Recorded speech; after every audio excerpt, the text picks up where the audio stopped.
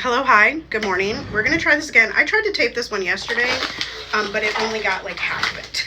So, and I'm sorry that the green screen is a little bit like it fades in and out. I'm trying to protect the baby's face. I'm trying to figure out the best way to do it, and I'm not really sure. See, it keeps turning off, and that's what happened yesterday. It kept turning off the screen, and I don't know why that happened. Maybe if I stop and start. Hold on. Because yesterday, like, my whole phone went dark, and then we had no more. These are turkeys, by the way, if you're watching on a video platform. Anywho, y'all, what I was going to talk about yesterday, welcome to Morning Yap. What a host I am. Welcome to Morning Yap. What I was going to talk about yesterday was the student, is still doing it, was the student that I have who was playing piano. And this is one of the things that, like, I realized in the moment and also afterwards that I haven't really realized before, that music lessons and sports, I think too, and lots of things, but even more so than school, teach you, oh gosh, okay, all right, teach you to carry on even when things get hard, like to face the things, to hold the pressure of the hard thing. And this can happen at a very, very young age, right? So I have a student who is around 10, and they were playing something, and you know, they're kind of, and people are different, right? Some of us are like, yeah, I want the really hard math question, or yeah, I want the really hard thing. I want the challenge, right? And other people are like, nah, give me the easiest line. I cannot do this. So this student is a little more on the side of, you know, when it gets tough, I'm going to quit. And in music and in most things in life, just because it's hard doesn't mean you could quit. It usually means that you kind of have to keep going and try to find a way, right? And so, you know, they said, it's hard, Miss Tara, it's hard.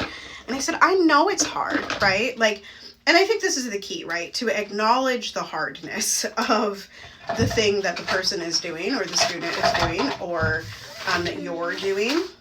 And then saying, here, let me show you an alternative way of doing this, or an alternative way of looking at this.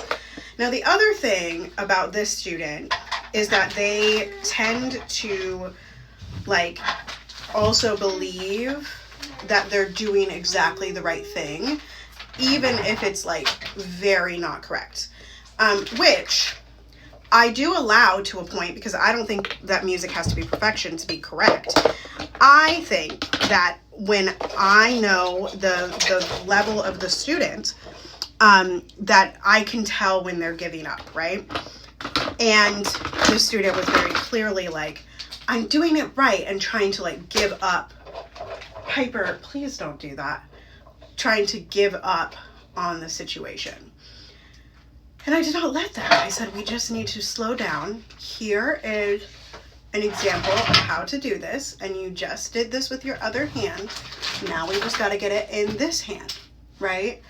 And so there is a balance of patience and also knowing the level that a person can handle, like the level of hard. Like, how much is this person going to apply themselves, right? So, yeah, this is just you know, when it gets hard, there's like that saying, when it gets hard, the tough keep going. The tough get going, I think is what it is. And I think that's true in music lessons. I think that's true in a lot of spaces, but I think music lessons, especially, you know, private and small group and like coaching containers and stuff, I do think that those are great spaces to learn how to face and hold the pressure. And that is why I pay a decent amount of money every month in coaching, because I do firmly believe that, like, it's easier to hold the pressure with a group of people, right? And it's easier to spot your blind spots when someone else can reflect them to you. So, you know, yeah, that's why we have teachers. That's what a teacher is there for, to hold you through the hard thing, right? Not just teach you the technique of the hard thing, but to hold your mindset through the hard thing, right? For instance, I have a student coming in today who texted me last night and said, I want to sound like this.